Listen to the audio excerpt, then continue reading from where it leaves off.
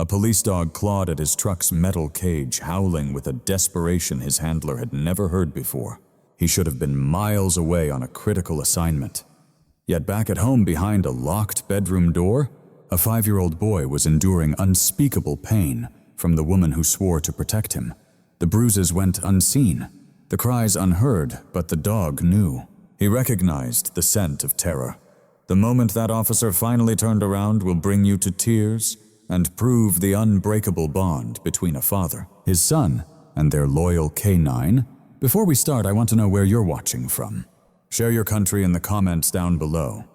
And if you believe that heaven sends us signs to protect those we cherish, then press that subscribe button, because this one may restore your faith in instincts that defy all human reason. A golden morning sun draped itself across the historic avenues of Savannah, Georgia, like a soft, warm embrace. It was one of those flawless late autumn days, the air hanging comfortably around 68 degrees, just crisp enough to awaken the senses, yet warm enough to promise a truly glorious afternoon. Spanish moss drifted from the ancient oaks, swaying in the soft breeze, casting playful shadows across the perfectly kept suburban lawns.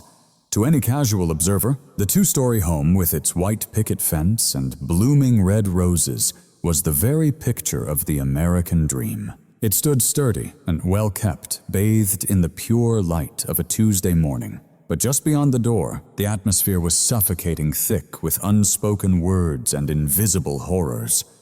Inside the hallway, Sergeant Ray Vance straightened the collar of his uniform. Ray was a man who filled a room. Tall, broad-shouldered, carrying a kind of quiet, rugged strength forged by years with the K-9 unit. The Georgia sun had weathered his face, etching lines of laughter and deep concern around his eyes, but today his gaze was fixed solely on the duty ahead. He'd just gotten orders for a brief assignment in the next county, a 2-day joint training exercise he simply couldn't refuse. It was a pivotal career move, a way to provide more for his family. "Do you have everything, honey?" The voice was Mara's Ray's wife of 2 years.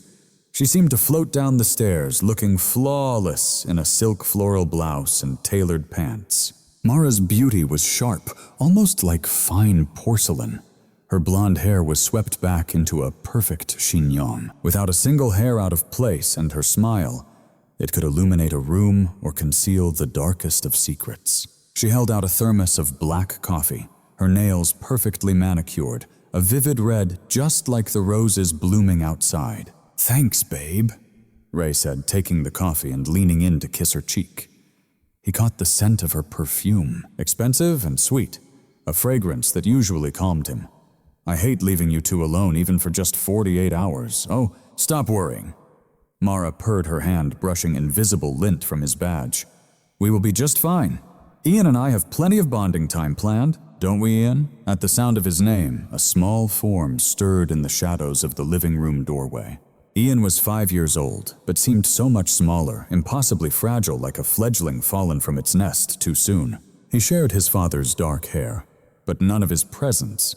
His large brown eyes were perpetually wide, constantly scanning as if expecting a threat from thin air. He wore a long-sleeved shirt, a strange choice for the mild day, and his hands were clutching the hem so hard his knuckles shone white. Ray let out a weary sigh, his heart clenching at the sight of his boy. He reasoned Ian's timid nature was from the loss of his mother 3 years prior, a wound Ray desperately tried to mend with unwavering love and stability. He didn't notice the sharp flinch when Mara moved toward the boy. He never saw the boy's breath catch in his throat. Ray crossed over and knelt on one knee, lowering himself to meet Ian's gaze. The old floorboards groaned beneath his heavy boots. "Come on, buddy," Ray said softly, extending his arms. Ian froze for a moment. His eyes darted to his father, screaming a silent, desperate plea. He yearned to run into that safe embrace. He yearned to bury his face against the coarse uniform that always smelled like safety, and just tell him everything. He wanted to scream that the house held danger, that her cloying perfume was like poison, that the beautiful roses outside concealed thorns that cut deep. But then Ian's gaze lifted past his father's shoulder. Mara was standing right there.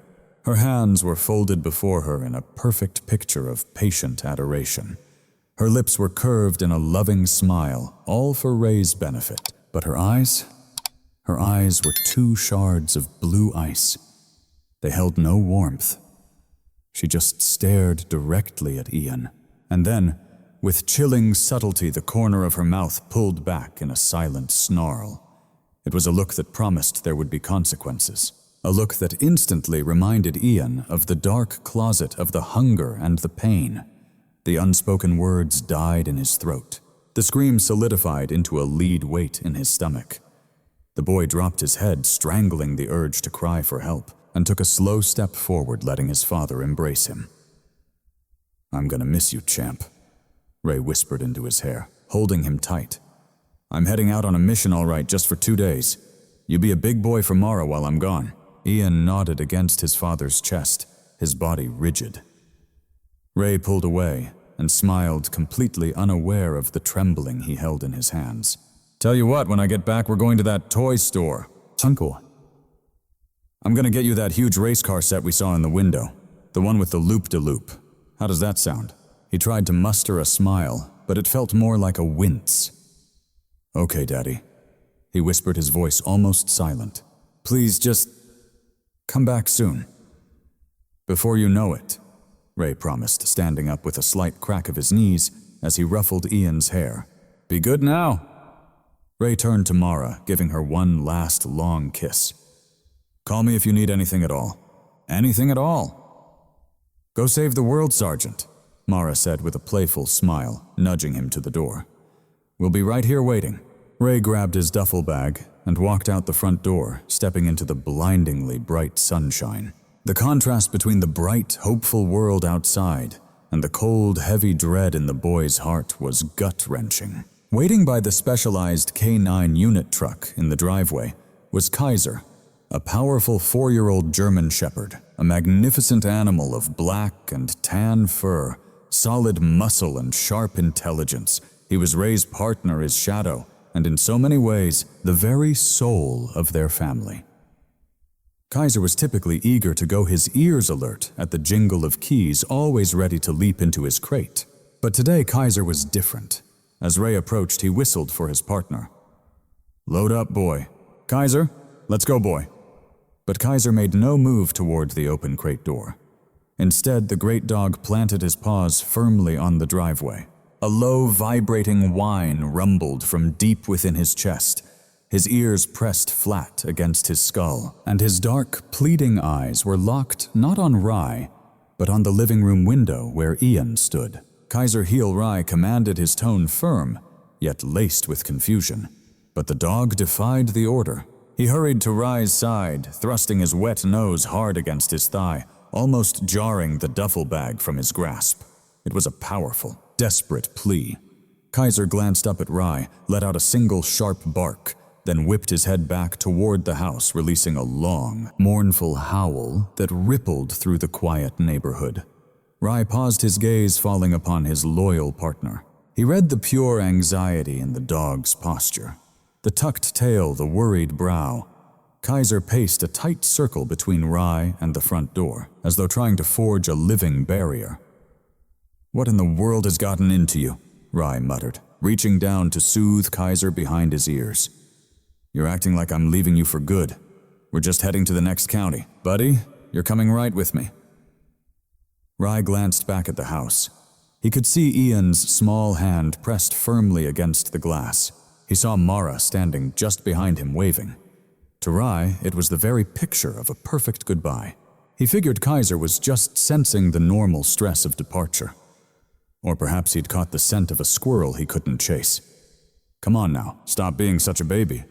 Rye set a soft chuckle in his voice as he took hold of Kaiser's collar, guiding the hesitant dog toward the truck.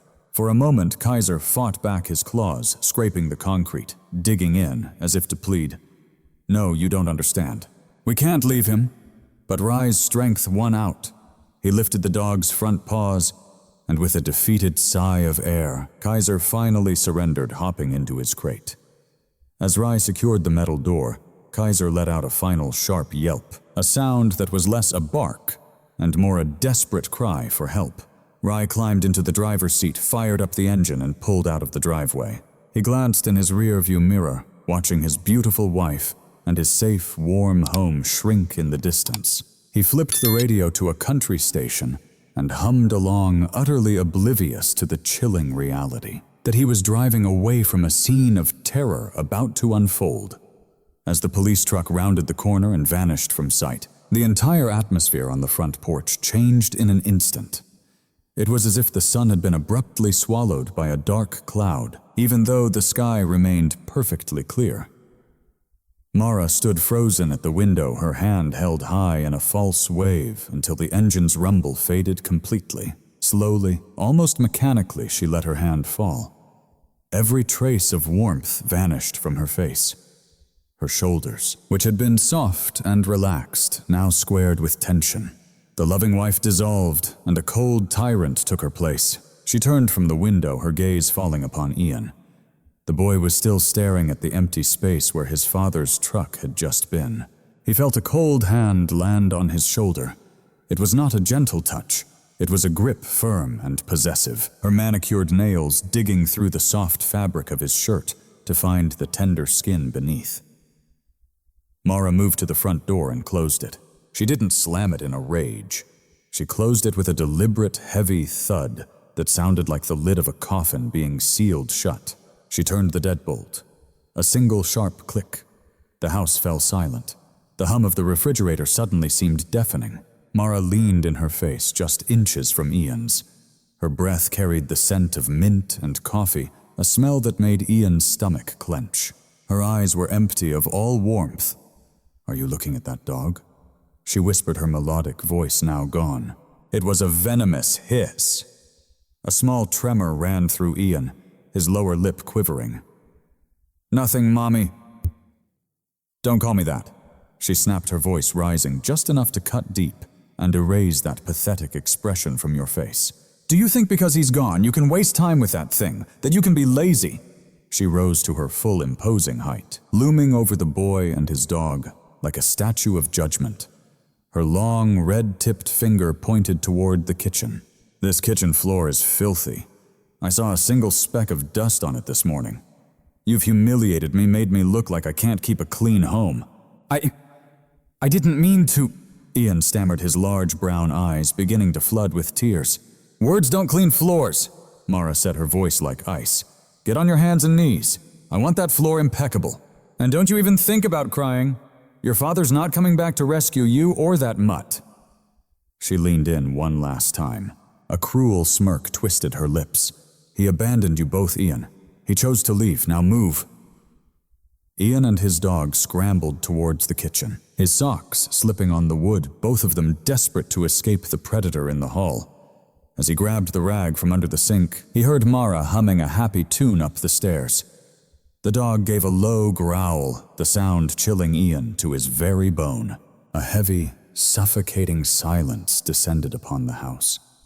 It was the kind of stillness reserved for ancient museums or somber funeral homes, not a home for a 5-year-old boy and his dog. Outside the lonely walls, the world carried on. A mail carrier whistled cheerfully 2 streets over, and a neighbor's lawnmower buzzed like a distant, angry bee. But inside the house, time felt frozen solid, suspended in a thick, suffocating gel of fear. Mara never raised her voice. That was the most terrifying part. Shouting would imply a loss of control, and Mara was always in control. She moved about the kitchen with a dancer's grace and a surgeon's cold precision. In the dining room, she opened the top drawer of the antique oak sideboard. It slid out with a quiet, well-oiled whisper. From the darkness inside the drawer, she retrieved the object. It was not a belt, nor a switch from the willow tree. It was an old carpenter's ruler, a vintage piece constructed of dense, solid wood, polished hickory with brass hinges, heavy, rigid, and unyielding. Mara preferred it for the cold, clear message it always sent. She tapped it against her palm, her eyes on the dog. "A tool for training," she'd say, "for things that don't listen the first time." Ian threw himself in front of his dog, a silent, desperate shield. He would not let her harm the only family he had left. His small frame was the only thing shielding his friend. "Enough lessons. Lunchtime, Ian?" Mara suddenly called out. Her voice was airy, nearly musical, lilting the words as though she were summoning a small, obedient puppy. Ian was still on his knees in the kitchen, scrubbing a section of the floor that had been spotless for 10 minutes. At the sound of her voice, his stomach gave a traitorous growl. Neither he nor his loyal friend had eaten. The aroma of the bacon Ray had consumed earlier still lingered, a cruel phantom of a meal they hadn't touched. "Coming, Ma. Mommy Mara." Ian corrected himself instantly, scrambling upright. He quickly washed his hands at the sink, the frigid water biting into his raw skin, and hurried to the dining table. A single sandwich sat on a white plate, perfectly square crusts removed a test of his resolve. Beside his plate, a tall glass of milk was filled to the absolute brim. "Sit," Mara commanded, taking her throne at the table's head. She set the wooden ruler beside her teacup. A sharp clack of wood on wood made Ian recoil. "Eat. Your father would be terribly upset if he knew you were refusing to eat." Ian climbed onto the chair, his hands shaking from hunger. He lifted the sandwich and took a tiny, hurried bite. His eyes locked on the ruler's gleaming brass hinge. The dry bread was almost impossible to swallow. He desperately needed a drink, reaching for the heavy glass of milk with his fingers, so small and trembling from a mix of hunger and sheer terror, struggling to grip the glass slick with condensation. He raised it slowly toward his lips. A soft clink echoed as the glass grazed the plate's edge on its way down. A single solitary drop of white milk breached the rim. It descended in slow motion, landing without a sound on the polished mahogany table. But in Ian's world, a bomb might as well have detonated. The tiny white droplet just sat there, stark and glaring against the dark wood. Ian's breath caught in his chest. He looked up at Mara, whose eyes were fixed on the spill. She slowly sipped her tea, placed the cup down, and then retrieved the ruler. She began tapping it rhythmically against her palm. Tap, tap, tap. "Clumsy," she whispered. "Careless." As she stood, Ian squeezed his eyes shut, bracing himself. But just before the first blow landed, a cheerful digital chirp erupted from the kitchen counter. It was the ringtone she'd set for Ray. The change was instantaneous, a horrifying thing to witness. Her cold reptilian mask simply vanished. Mara's tense shoulders relaxed. Her eyes softened into an expression of pure warmth as a smile blossomed across her face. She smoothed her hair, grabbed her phone, and propped it against a bowl of fruit. "Ian, smile!" she hissed through her teeth, the venom in her tone a stark contrast to the brilliant smile on her face. Then she accepted the FaceTime call. The screen lit up to show Ray sitting in his truck's cab, the sunlight casting deep shadows on his rugged face. He looked tired, but happy. "Hey, beautiful." Ray's voice boomed from the speaker, a little tinny but overflowing with love. "Just crossed the county line. I wanted to check in on my two favorite people." Mara leaned into the frame, carefully angling the camera to show both her and Ian at the table, but making sure to crop out the wooden ruler resting just by her hand. "Hi, honey. We were just in the middle of a lovely lunch," Mara cooed. She reached over to stroke Ian's hair, her fingers feeling like talons to him, but on the screen it appeared as a mother's loving caress. "Look who's eating his whole sandwich, hey big guy," Ray waved. "You being a good boy for Mara?" Ian stared at the phone at his father's trusting eyes and felt an urge to just scream. He wanted to overturn the entire table to show Ray the ruler, but Mara's free hand, hidden from view, was digging cruelly into his thigh, a sharp, twisting grip promising agony for any disobedience. "Yes, Daddy," Ian squeaked, his voice strained.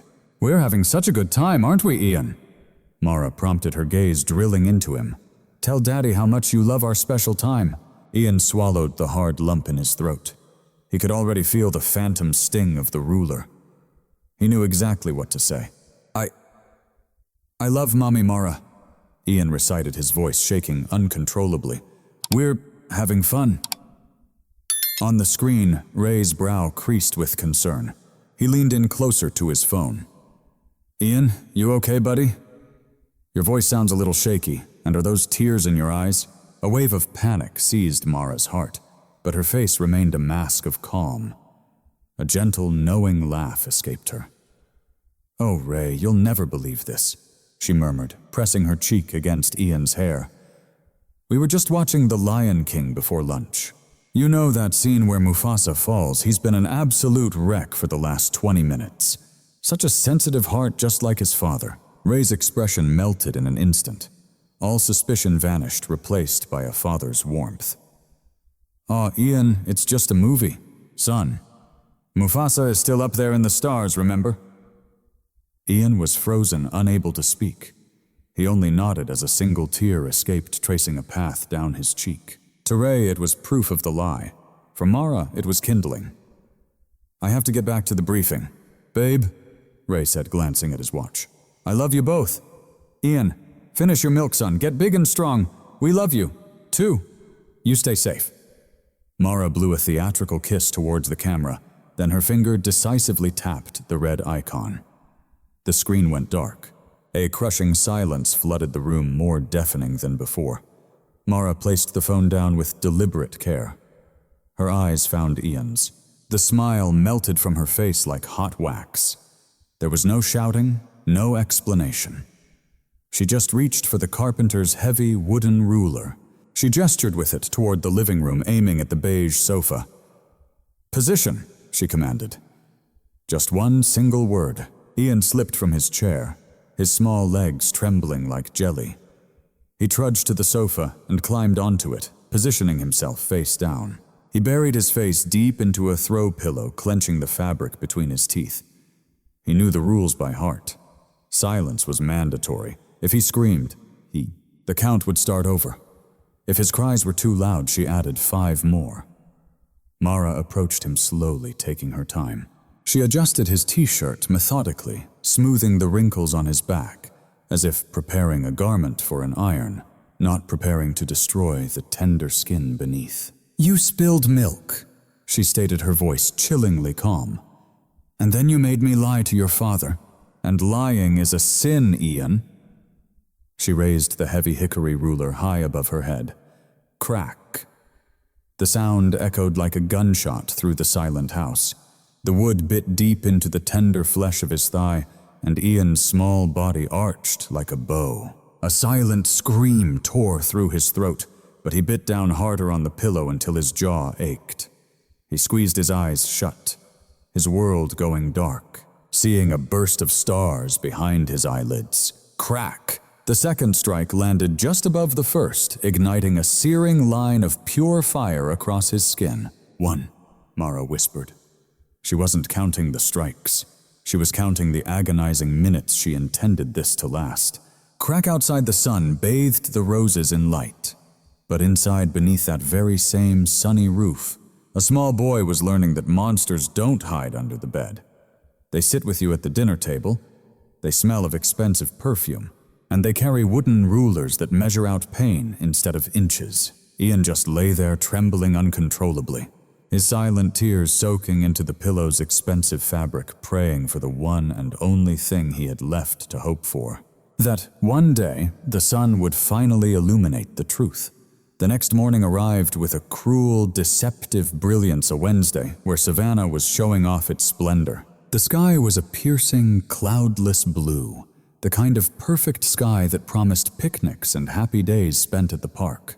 The temperature hovered at a pleasant 68 degrees. The air was thick with the perfume of blooming jasmine and the rich, earthy scent of manicured lawns drying in the morning sun. It was utterly beautiful. It was perfect. And to Ian, watching it all from a sliver of the living room window, it might as well have been another planet. Inside his house, the room's artificial chill couldn't touch the stifling air. Ian moved with a fragile, pained stiffness. Each step sent lightning through his thigh, and back a searing echo of yesterday's cruel lesson with the hickory ruler. Clad in his pajamas, he perched on the sofa's edge, his hands knotted together in his lap. He'd learned a harsh truth: stillness was his only true shield. To be still was to be unseen. To be unseen was to survive. From the kitchen came Mara's humming as she made avocado toast, the knife gliding through the green flesh with an unnerving, clean precision. She acted as though the violence of the day before had simply vanished. Or perhaps for her it was merely another chore now completed. Then the sound of tires on gravel shattered the morning's fragile calm. This wasn't the mail truck's gentle rhythm. This was the commanding growl of a heavy vehicle stopping abruptly with unwelcome authority. Mara went rigid, the knife suspended in her hand. Her head snapped toward the front window, her eyes narrowing to hostile slits. A familiar black and tan K-9 truck filled the driveway. "Ray?" She whispered the name, a venomous curse. The name was a venomous hiss. Cold, sharp panic ignited in her chest. He wasn't supposed to be home. He was meant to be 2 counties away, immersed in a tactical training drill. Why now did someone make a phone call? Had a neighbor heard? Her gaze shot to Ian in his thin t-shirt. And there they were, the bruises from yesterday. The long, angry red welts on his arms where he instinctively tried to block the blows were visible. Faint, but undeniable. But visible to a trained eye, and Ray, a detective to his very core, missed nothing. "Up," Mara commanded, the knife clattering. It hit the counter with a jarring clang. "Get up!" Ian flinched, scrambling from the sofa. "Daddy," he breathed softly. A flare of hope burned so hot in his chest it ached. "Don't you dare!" Mara snarled, lunging toward him. She seized his arm, ignoring his pained wince. She brutally hauled him toward the hall closet. "He just forgot something, that is all. You say one single word, you make a sound. I will put you in the dark for a whole week. Do you understand?" Ian nodded frantically, his terror palpable. The fragile hope inside him died as fast as it sparked. Mara tore through the closet's coats despite the warm southern morning air. She ignored the windbreakers and light jackets. Her hands found a thick, oversized fleece hoodie, a garment meant for deep winter. It was dark navy blue with a heavy hood. "Put this on," she ordered, forcing it over his head as Ian struggled. His shoulders screamed, making him move slow. Mara didn't wait, simply yanking the heavy fabric down over his body. She roughly forced his arms through the sleeves. The heavy fleece concealed everything, the bruises on his arms, the angry welts across his back, even the trembling of his small frame. Then she pulled the hood up, casting his face into shadow. "You're sick," she instructed. Her voice fell to a desperate whisper as heavy footsteps pounded the porch stairs. "You have the chills. You are absolutely freezing. Keep your mouth shut and look pathetic. That part should be easy for you." The front door lock clicked. Mara spun around. Her face transformed in an instant. The snarl vanished, replaced by a look of completely flustered concern. She smoothed down her hair, stepping into the entryway, just as the door swung wide open. But it was not Ray who crossed the threshold first. It was Kaiser. The German shepherd exploded into the house like a living storm. He did not trot. He surged with undeniable purpose. The leash dragged behind him a forgotten tether from Ray's hurried exit. Normally, Kaiser would offer Mara a respectful tail wag or make his way to the water bowl. But today he paid her no mind at all. The dog's senses were on high alert, his nostrils flaring, working furiously, deciphering the intricate tapestry of smells that filled the home. He caught the scent of avocado, the sharp note of lemon floor cleaner, but beneath it all, a single scent overpowered everything else, the sharp metallic tang of pure distress. He smelled the cortisol, the hormone of fear pouring off Ian in waves. And deep beneath the heavy fabric of the hoodie, his powerful nose detected the faint, iron-rich scent of blood that had pooled beneath bruised skin. A low, guttural growl rumbled from Kaiser's chest, vibrating through the floor. He made a beeline straight for Ian, who stood frozen by the closet, a small ghost swallowed by the oversized blue hoodie. Mara's heart pounded against her ribs. She saw the dog's unwavering focus, She saw the fur rising along the ridge of Kaiser's back. He knew. An animal's intuition never lies. Just as Kaiser reached Ian, lowering his head to sniff intently at the boy's legs, Mara moved with a swiftness that was both sudden and subtle, her action concealed by the angle of the doorframe and her own body. She drove the toe of her slipper hard into the dog's ribs.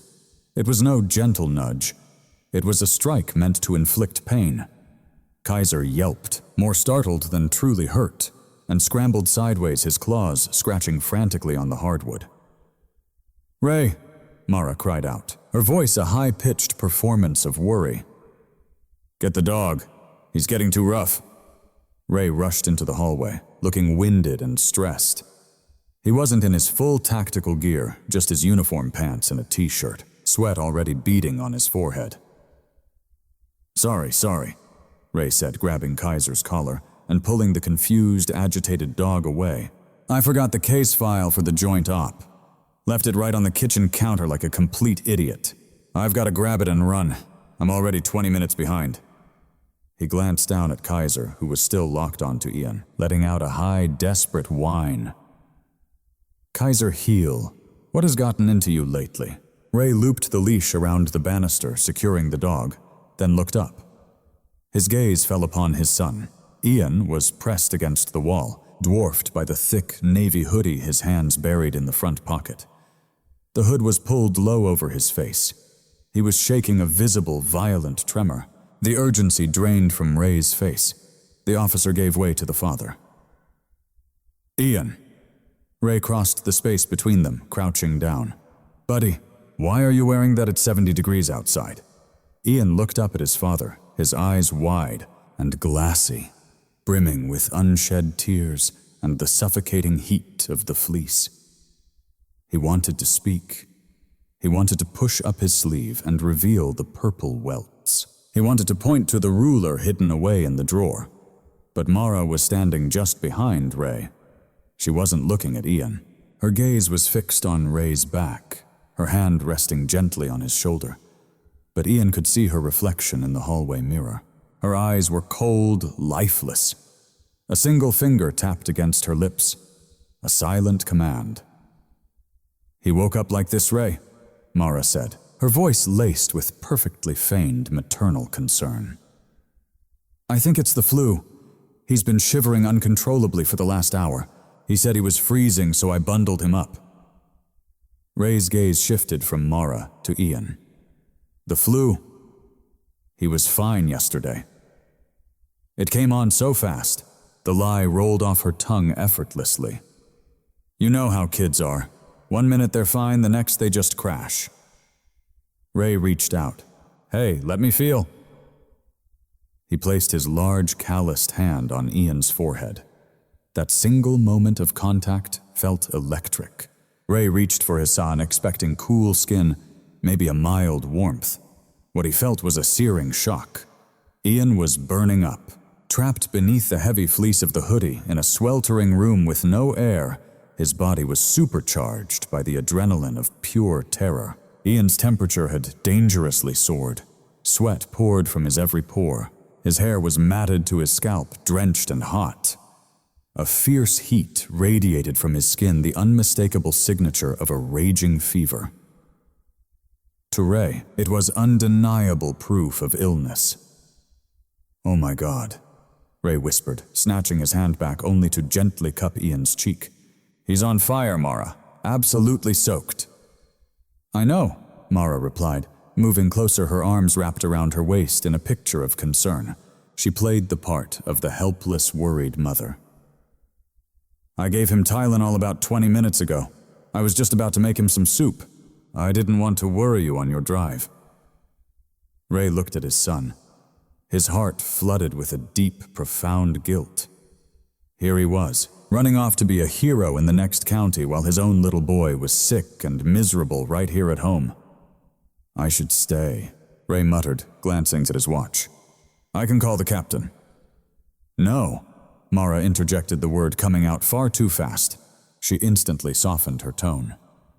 "No, Ray, you can't. You've been planning this training for months. It's too important for your promotion. I've got this." It's only a fever. I'll keep him hydrated, get his temperature down. If it climbs over 103, I'll take him straight to the ER, I promise." Ray hesitated, his gaze shifting to Kaiser, who was still whining, desperately pulling at the banister, his eyes locked on Ian with an unshakable focus. Ray turned back to his son. "Ian," he said softly, "I'm so sorry you're not feeling well, buddy." Ian melted into his father's touch, not from sickness, but from a desperate starvation for affection. The heat from his own body was suffocating, the fleece scratching against his hidden bruises, but his father's hand was the only anchor in his silent storm. "Daddy," Ian croaked. His voice was raw from dehydration and crying all night. "I know, pal, I know it hurts," Ray soothed, completely misunderstanding the true source of his boy's pain. "You listen to Mara and get some rest. Sleep it off. When I get back, you'll be feeling brand new?" Ray rose to his feet, conflicted but ultimately convinced. He leaned down and kissed Ian's damp forehead. "I love you. I love—" He turned to Mara, placing a kiss on her cheek. "Thank you. Thank you for taking such good care of him. I don't know what I'd do without you. Go," Mara urged softly, pressing the manila folder from the counter into his hand. "We'll be just fine. Go." Ray took the file. He unclipped Kaiser's leash, but the dog dug his claws deep into the rug, refusing to budge. "Let's go, Kaiser," Ray snapped, his patience frayed by the stress of it all. He yanked hard on the leash. The dog let out a sharp bark, a cry that was both a warning and a plea, but he was dragged unwillingly out the door. Ray glanced back one last time at the hallway. He saw his wife, the very picture of competence, standing with a gentle hand on the shoulder of his small, hooded, shivering son. It was a perfect portrait of domestic care. He closed the door. The deadbolt clicked shut. The roar of the truck's engine ignited, then slowly faded down the street. Back inside the silent house, Mara's hand lifted from Ian's shoulder. There was no shove this time. There was no need. She simply walked to the thermostat and cranked the air conditioning even lower, the vent beginning to rattle from the force. "Well," she said, her eyes on the sweating boy in the winter coat. "Since you're running such a high fever, you probably shouldn't eat today. As the saying goes, starve a fever." She then walked into the kitchen and started on her avocado toast, leaving Ian to stand utterly alone in the chilling hallway, caught within layers of suffocating heat and quiet. Ray's truck engine dwindled into the low thrum of the sleepy neighborhood, devoured by the growing distance and the first chirps of crickets stirring awake in the deepening shadows of the hedges. For any passerby, the White House framed by blooming roses settled back into its flawless, postcard-perfect tranquility. Yet inside, the very air grew heavy, the pressure plummeting, heralding a storm that had nothing to do with the sky. Mara remained in the hall, her gaze fixed on the closed door. Her chest rose and fell not from effort, but from the sheer force of swallowing a scream of raw frustration. She was so close, so close. Ray had seen the boy. He had even touched him. A single false step, a slipped cuff, one tiny whimper from that child, and the life she'd so carefully built would have shattered like brittle glass. She pivoted slowly. Her gaze locked onto Ian, who stood frozen where Ray had left him, swallowed by the thick navy hoodie, sweat trickling down the sides of his face.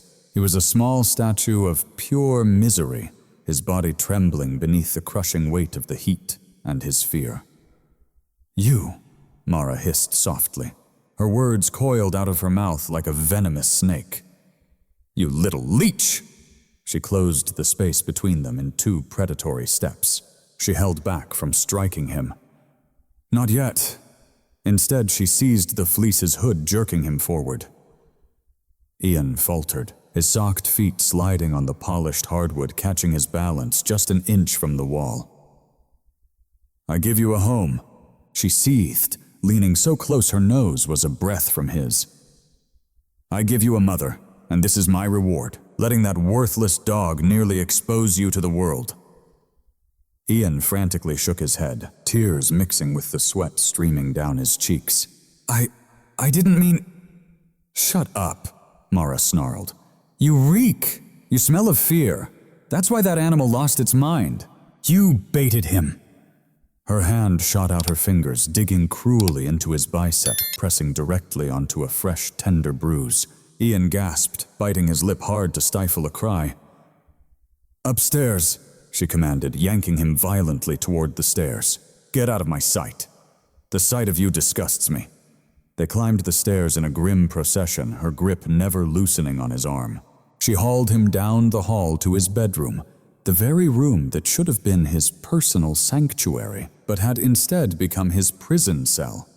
She threw him inside. Ian collapsed onto the rug, landing hard on his knees. Stay there, Mara commanded. Her hand closed over the doorknob. And since you're running such a terrible fever, you won't be needing any lunch or dinner. You just need to sweat it all out. She slammed the door shut. The definitive click of the lock turning from the outside echoed.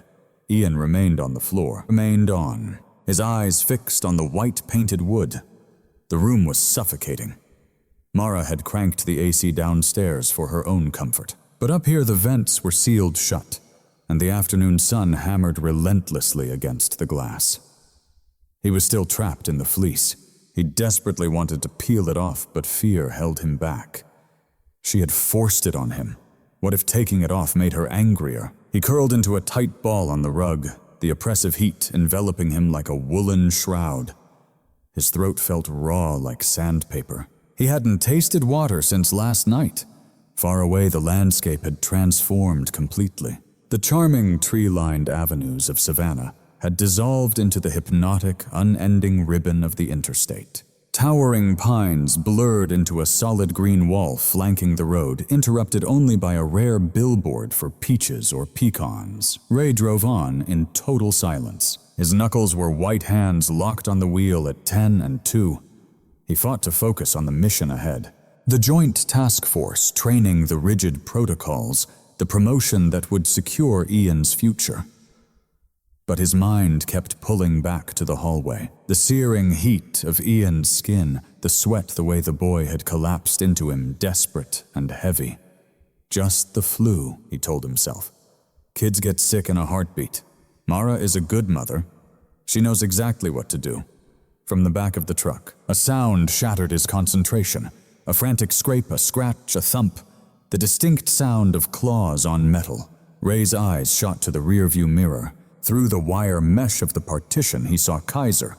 The German Shepherd was typically a statue of composure during transport, curled up and fast asleep until the vehicle stopped. But today, Kaiser was pacing restlessly. The crate was large enough for him to stand and turn, and he was doing just that, spinning in tight, distressed circles. Settle down, Kaiser. Ray commanded, his voice firm. We'll be there in an hour. Kaiser completely ignored him. He let out a sharp, high-pitched bark, a sound that held no aggression, only panic. He ceased pacing and pressed his nose hard against the mesh, staring intently at the back of Ray's head. He whined a long, drawn-out cry that vibrated with raw anxiety. Ray turned the radio up. Knock it off, buddy. I know you miss him. I do too. But the dog would not stop. Kaiser began to claw furiously at the mesh, his nails rattling the metal frame.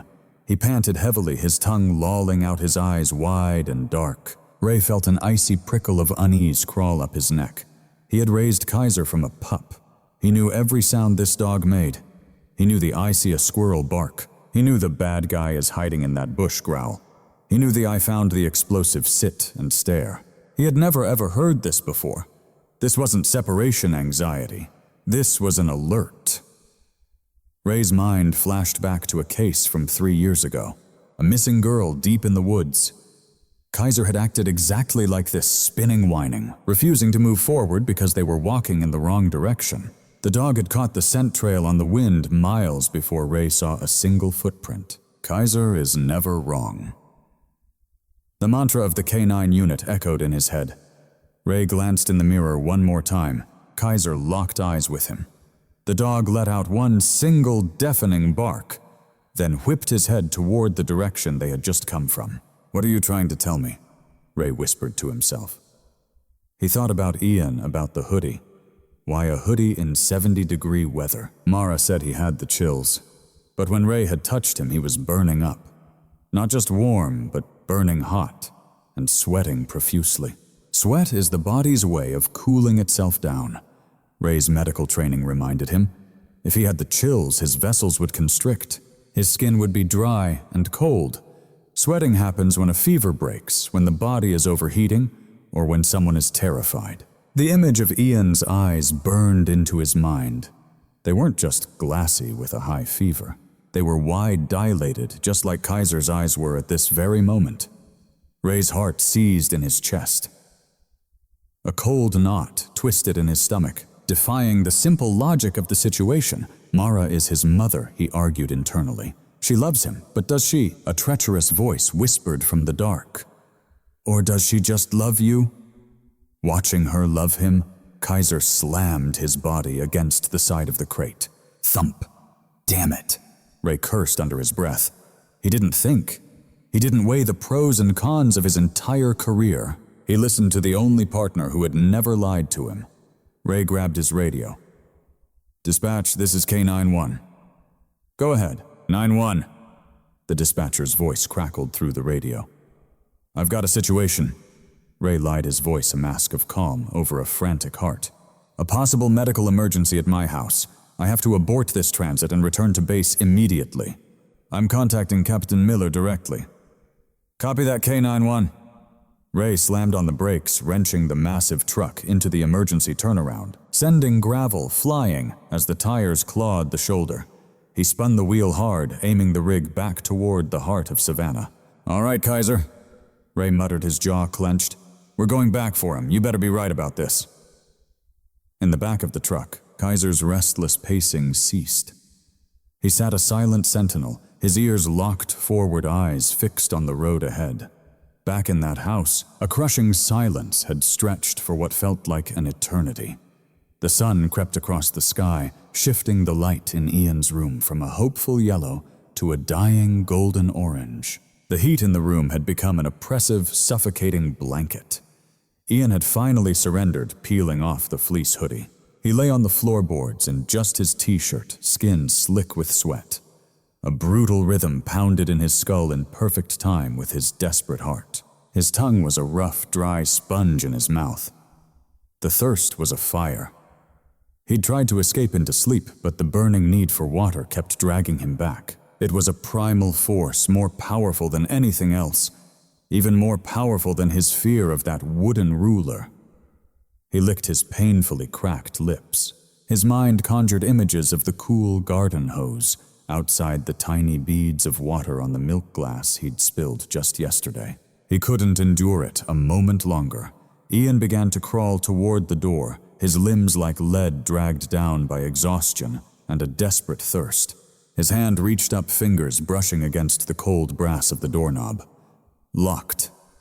Of course it was locked. He paused, his small hand trembling. He knew the command silence was golden, but the fire in his throat was too much. Surely she wouldn't be angry if he just asked for a little water. Water was a right. Prisoners got water. Even dogs got water.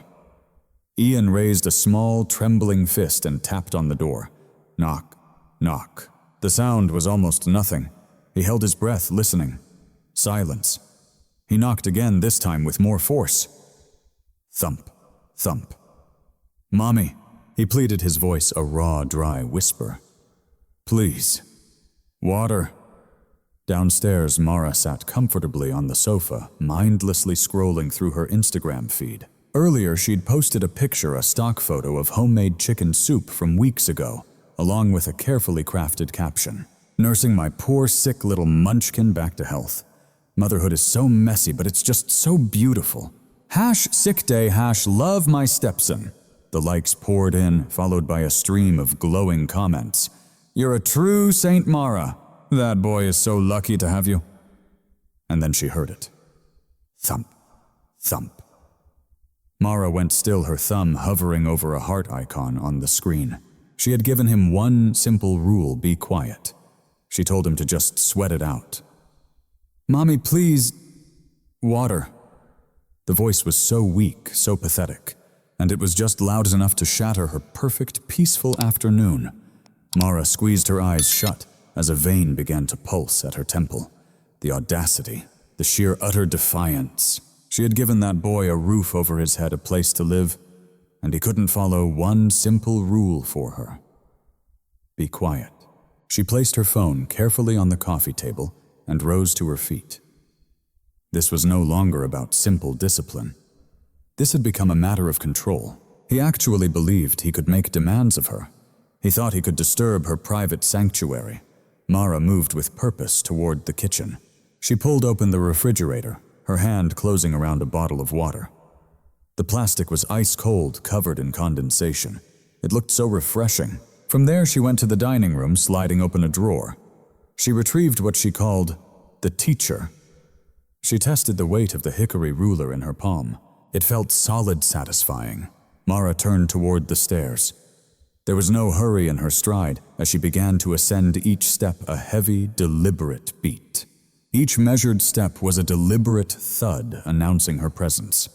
She needed him to hear her coming. She wanted him to understand he had awakened a fury. Upstairs, Ian flinched at the sound. Thud, thud, thud. It wasn't the light or quick steps meant to bring solace. They were the slow, measured cadence of judgment. Ian recoiled from the door, his small back hitting the hard bed frame. He curled into himself, whispering a desperate plea to the empty room. "I'm sorry. I'm sorry. I'm so sorry." Then the footsteps ceased outside his door. The lock turned. The door swung inward. Mara stood in the doorway, a silhouette carved from the hall's shadows. In her left hand, the water. In her right, the ruler dangled at her side. "You knocked?" she asked, her voice soft. Ian stared at the water bottle, unable to look away. His eyes were fixed upon it. I'm thirsty," he rasped. A smile played on Mara's lips, but it never reached her eyes. She glided into the room, sealing the door shut behind her. She held the bottle up, letting the dim light glint off the liquid inside.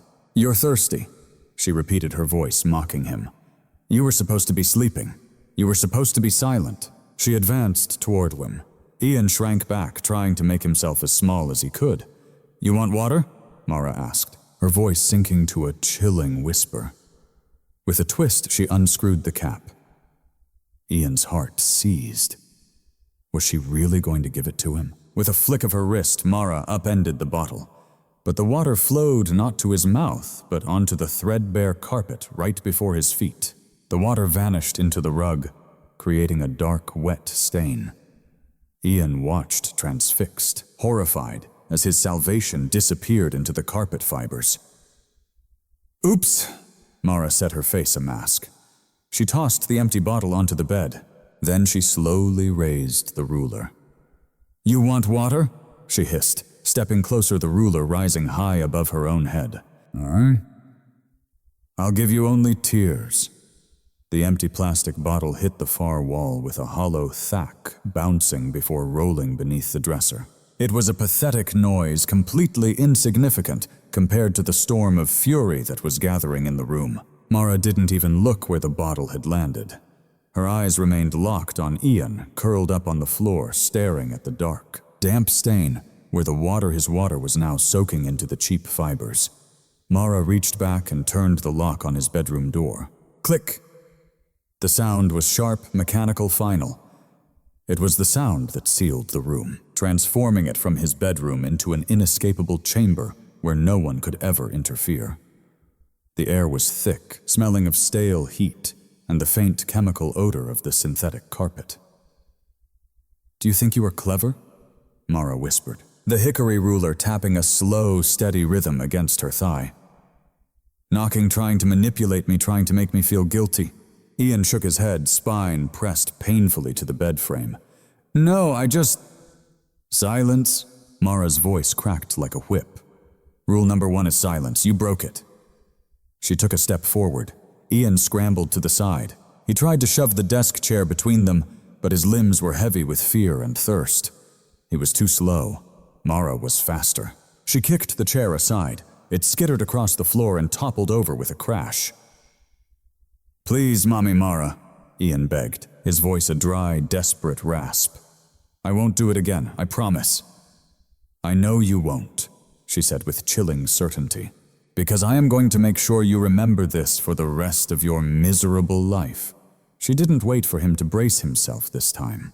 She gave him no chance to find refuge on the bed or couch. She lunged as he scrambled to escape. A wild, uncontrolled strike crashed down hard across his calf. Crack! The agony was blinding. This wasn't the dull throb of a simple bruise. It was a sharp, searing line of fire, as if the ruler had sliced clean through the muscle. Ian gasped, his mouth forming a silent O of shock, the air stolen from his lungs. "That's for the water," Mara hissed, raising the ruler high once more. Crack. The second blow landed on his thigh, right on the tender spot from yesterday. "And that's for the dog," she spat. Ian couldn't contain it any longer. The dam of his resolve burst. The rule of silence drilled into him through months of psychological torment, shattered under the crushing weight of the assault. A whimper escaped his lips, rising quickly into a heart-wrenching sob. "It hurts." "Stop!" "Oh, so now you want to talk?" Mara laughed, a breathless, unhinged sound. She swung again with even more force, abandoning the cold precision she so prided herself on. This was no longer about discipline. This was pure rage. She was channeling every ounce of her frustration, her jealousy of his mother, her hatred of his very existence into the wood. Crack. "Crack, stop it, Daddy!" Ian shrieked the word, torn from his throat, raw and desperate. "Daddy, please help me." The sound of Ray's name seemed to sever the last thread of sanity within Mara. Her eyes widened, not with fear, but with a pure, unadulterated fury. "He's not here!" she screamed, swinging the ruler like an axe. "He left you! He doesn't care about you!" "Nobody cares." A quarter-mile away, a black pickup truck turned onto Elm Street. Ray Vance was a man who understood the art of moving unseen. He had spent years training dogs to move in complete silence, to close in on their quarry before it ever knew they were there. As he neared his neighborhood, he didn't punch the gas. He didn't hit the lights. He reached down and cut the ignition. The engine's growl died instantly. The truck, carried forward by its own momentum, drifted down the street like a phantom. Its tires whispered against the warm asphalt, a low hum easily swallowed by the sounds of the afternoon. Inside the cab, the silence was suffocating. Ray gripped the steering wheel, his knuckles turning white. Beside him in the back, Kaiser was no longer pacing. The dog stood utterly still, a statue of muscle and fur, his nose pressed to the wire mesh, his ears swiveling forward like twin radar dishes. He made no sound. He knew the hunt had begun. Ray let the truck coast. He passed his neighbors' houses.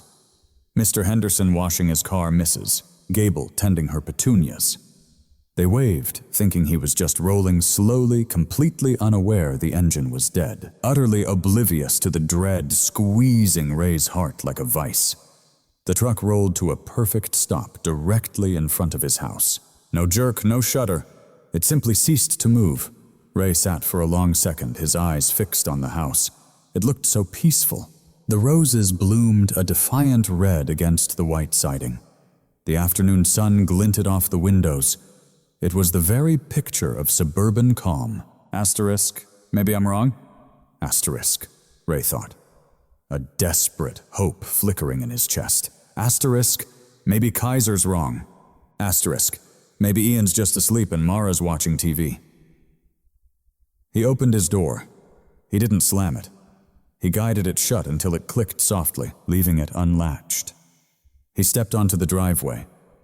The air was warm, thick with the scent of pine and freshly cut grass. A lone bird chirped from the big oak tree. Ray took a single step toward the porch, and he listened. He heard the low hum of the refrigerator unit on the house's side. He heard a dog barking from blocks away. Then, a sound ripped through the quiet afternoon like a serrated edge. It came from the second floor, the window on the left from Ian's room.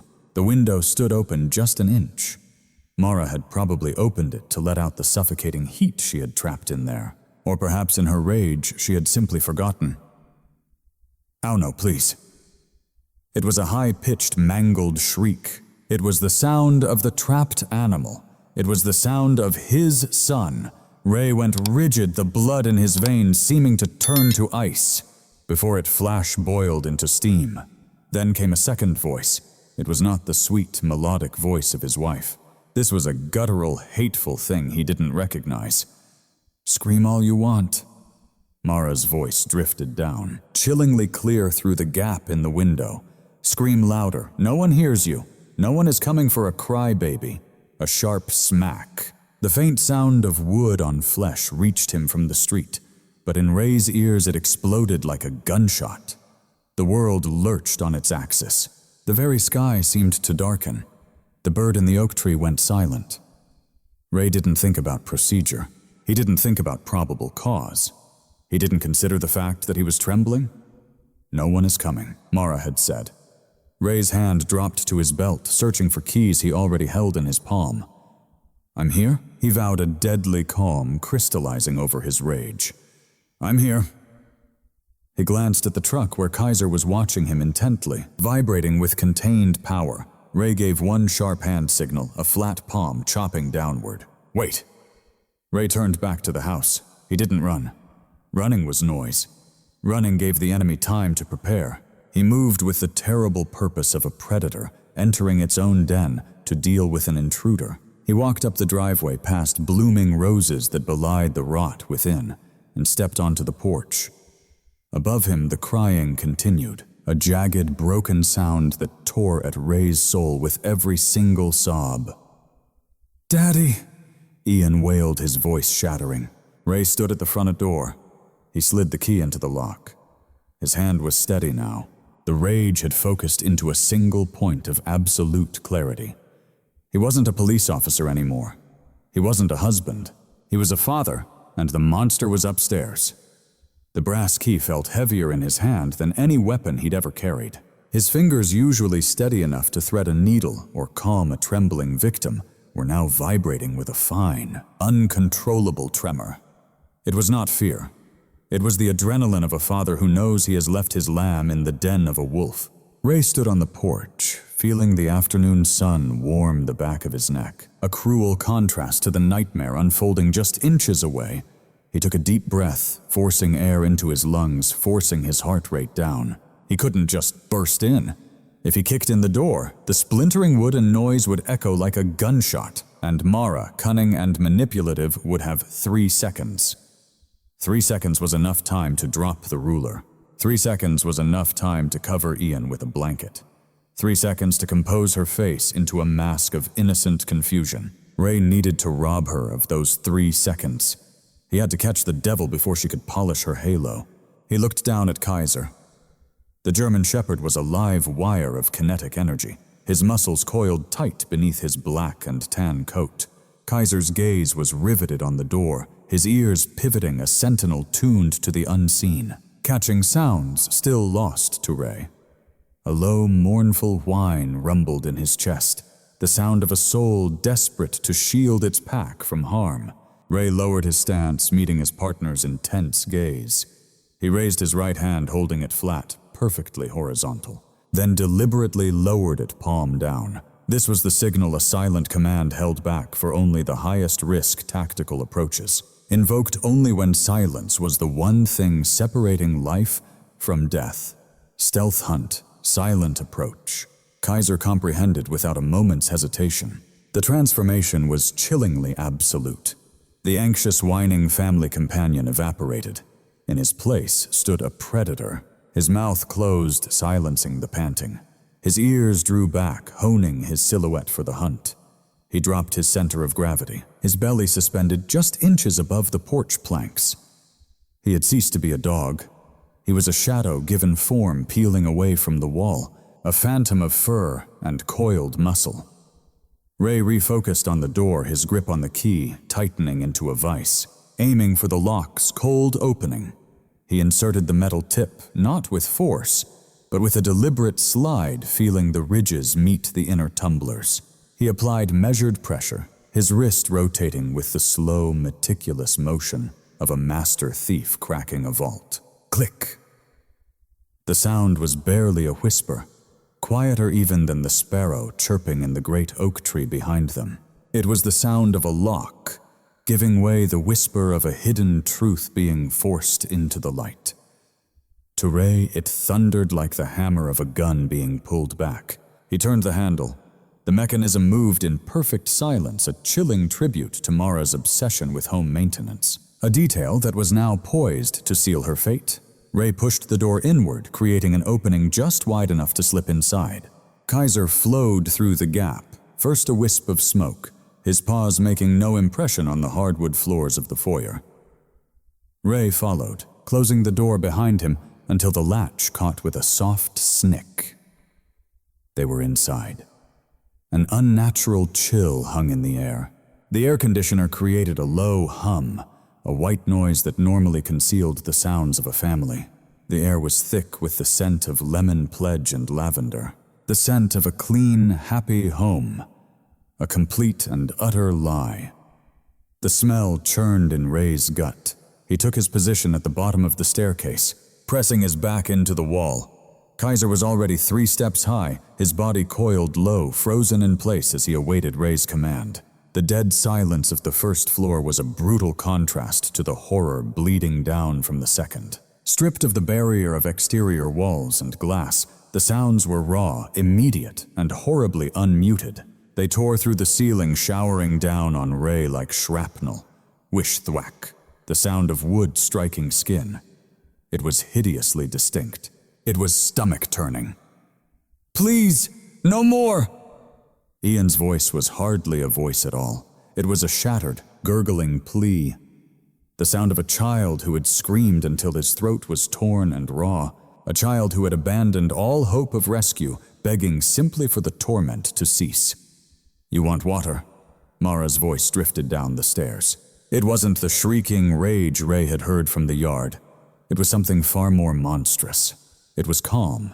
It was conversational, chillingly casual, as if she were discussing the weather while destroying a small soul. "Look at the rug, Ian. Look at the mess you made. You wasted it." Whish-thwack. "You ungrateful little brat." She seethed, the strain of the swing audible in her every breath. "Joe, your father isn't here to save you. He's halfway to the county line. He's probably laughing right now at how gullible you truly are." Ray's eyes shut for a fleeting moment. Guilt slammed into him, a visceral punch to the stomach. He was the one who walked out. He'd given her the power. He'd kissed that monster, told his own son to trust her. "He left you. He doesn't care." Mara's venom was seeping into Ian's soul. As she shattered his body, Ray's eyes snapped open. The guilt vanished, incinerated by a cold, white-hot fury. He was no longer Ray the husband. He was no longer Ray the peacemaker. He was retribution ascending the stairs. He gave Kaiser the silent command. Advance. They moved as a single deadly entity. Ray knew every secret of this staircase. The third step cried out from the middle, so he hugged the very edge. He knew the banister rattled with a careless touch, so his hands remained free. He moved with the lethal grace of a hunter. His heavy boots were ghosts on the wood. His breath was a controlled, silent tide. A sudden thump, Mara, her footsteps landing heavy above. "Get up," she commanded. "Don't you dare cower. Take it like a man. You want to be a man like your father, then stand." Ray reached the landing. Kaiser was at his side, a silent snarl pulling his lips back, baring teeth honed to tear flesh. The dog trembled with contained power, his control stretched to its breaking point, waiting for the single word that would unleash hell. The door to Ian's room stood before them, closed. Ray stared at the white-painted wood. Beyond that fragile barrier, his entire world was burning. He crept closer, step by silent step. He could hear her breathing now, ragged and cruel. He heard the soft, broken sobs of his son fighting back tears to escape more pain. "I am going to ask you one last time." Mara's voice fell to a venomous whisper that bled through the door. "Who do you love?" A profound silence answered. shattered only by a small, terrified hiccup. I love you. Mommy Mara Ian choked out the lie, a confession forced by agony. Liar, she hissed. You don't mean it, swish! Ray refused to wait for the impact. He had heard enough. He had heard the coerced confession. He had heard the crime. The trial was over. Sentence had been passed. Ray stood before the door, not reaching for the knob. He shifted his weight, planting his back foot deep into the hallway carpet. Every muscle in his body coiled into